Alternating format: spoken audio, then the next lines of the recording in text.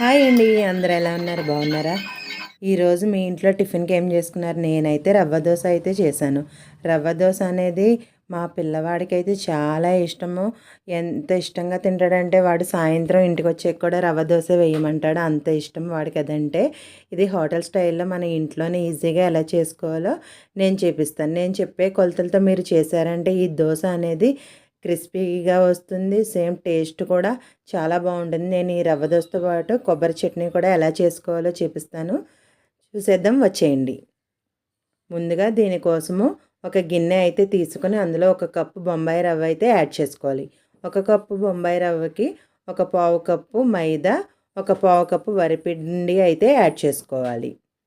తర్వాత ఇందులోనే రుచికి తగినంత సాల్ట్ యాడ్ చేసుకోవాలి. ఇందులో ఒక పావు కప్పు పెరుగు కూడా యాడ్ చేసుకుని తర్వాత వాటర్తో ఉండలు లేకుండా మనం కలుపుకోవాలి. ముందుగా వాటర్ తక్కువ యాడ్ చేసుకుని ఉండలు లేకుండా బాగా కలుపుకోవాలి. తర్వాత మనం మిగిలిన వాటర్ కూడా యాడ్ చేసుకోవచ్చు. ఒక 15 మినిట్స్ అయితే పక్కన పెట్టేయండి. తర్వాత దీంట్లో కట్ చేసుకున్న ఉల్లిపాయలు, తురుముకున్న క్యారెట్, 2 పచ్చిమిరపకాయలు, చిన్న అల్లం ముక్క తురుము, కొద్దిగా కట్ చేసుకున్న కరివేపాకు, కట్ చేసుకున్న కొత్తిమీర తురుగు కూడా వేసుకోండి. తర్వాత ఇందులోనే కొద్దిగా జీలకర్ర కూడా యాడ్ చేసుకోండి. ఇవన్నీ యాడ్ చేసుకున్న తర్వాత మనం ఒక్కసారి ఇవన్నీ బాగా కలిసేలాగా వాటర్ యాడ్ చేసుకుంటూ కలుపుకోవాలి. మనం ఇది నార్మల్ దోశ పిండిలాగా ఉండకూడదు. ఇది కొంచెం బాగా జోరుగానే ఉండాలి. చూసారా, ఈ విధంగా కలుపుకొని పక్కన పెట్టుకున్నాను ఒక 15 మినిట్స్. తర్వాత మనం స్టవ్ ఆన్ చేసుకుని అట్ల ప్యాన్ అయితే పెట్టుకోవాలి. ప్యాన్ బాగా హీట్ అయిన తర్వాత వాటర్ అలా స్ప్రెడ్ చేసుకుని కొద్దిగా ఆనియన్స్ అయితే నేను వీడియోలో చూపించినట్లుగా వేయండి. తర్వాత మనం పిండిని బాగా కలుపుకొని చూసారా, గిన్నెతో నేను పైనుంచి ఎలా స్ప్రెడ్ చేస్తున్నానో అలాగ వేయండి. అప్పుడే మనకి రవ్వ దోశ అనేది బాగా వస్తుంది. గరిటతో అయితే జరిపితే జరగదు, ఎందుకంటే కట్ చేసుకున్న ఈ వెజిటబుల్స్ అన్నీ ఉన్నాయి కదా. ఈ విధంగా గిన్నెతో మనం పోసుకోవాలి. రవ్వ దోశ అనేది ఎప్పుడైనా సరే హోటల్లో కూడా ఇలాగే పోస్తారు. తర్వాత అంచుల వెంబటి ఆయిల్ అయితే యాడ్ చేసుకోవాలి. ఆయిల్ అయితే మధ్యలో కూడా ఒకసారి యాడ్ చేసుకోవాలి. దీనికి అంచుల వెంబడి కొద్దిగా ఎక్కువ ఆయిలే పడుతుంది. అప్పుడే మనకి అంచులు అనేవి క్రిస్పీగా వచ్చి బాగా కాలుతుంది. మంటను మనం మీడియం ఫ్లేమ్లో అడ్జస్ట్ చేసుకోవాలి దోశ పోసిన తర్వాత. ఎందుకంటే రవ్వ దోశ అనేది నార్మల్ దోశలాగా కాకుండా కొంచెం ఎక్కువసేపు అయితే రోస్ట్ అవుతుంది. అందుకని మనం మీడియం ఫ్లేమ్లో పెట్టుకుంటే మాడకుండా బాగా కాలుతుంది. చూడండి, ఈ విధంగా లోపల వెజిటబుల్స్ కూడా బయటకు వస్తున్నాయి. క్యారెట్, ఉల్లిపాయ, కరివేపాకు ఇవన్నీ కనబడుతున్నాయి చూడండి. ఇది టేస్ట్ బాగుంటుంది, అలాగే హెల్తీ కూడా అండి. పిల్లలు క్యారెట్ గట్ట తినలేని వాళ్ళైనా సరే ఈ విధంగా మనం దోశలో అయినా ఇడ్లీలో అయినా కలిపేస్తే చాలా ఇష్టంగా తింటారు. చూడండి, నేను ఇప్పుడైతే దీన్ని వెనక్కి టర్న్ చేసుకోవడానికి ముందుగా అంచుల వెంబడి ఒకసారి అయితే చుట్టూరు కదిపాను. ఈ విధంగా కదిపిన తర్వాత వెనక్కి అయితే టర్న్ చేసుకున్నాను. చూడండి ఎంత బాగా రోస్ట్ అయిందో, గోల్డెన్ బ్రౌన్ కలర్ అయితే వచ్చింది చూసారా. ఇదే విధంగా ఒక 5 మినిట్స్ అయితే మంటను మీడియం ఫ్లేమ్లో ఉంచి వెనక వైపు కూడా మనం బాగా కాల్చుకోవాలి. రవ్వ దోశ అనేది మనకి కొంచెం ఓపిక ఎక్కువే కావాలండి. ఎందుకంటే దోశ పోసి అది రోస్ట్ అయ్యే వరకు టైం అనేది ఎక్కువ పడుతుంది. అదే నార్మల్ దోశ అయితే త్వరగానే అయిపోతుంది.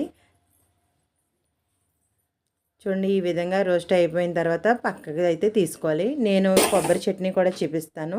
నేను ముందుగా పచ్చిమిరపకాయలు, కొద్దిగా వేరుశెనగ గుళ్ళు అయితే వేపుకున్నాను.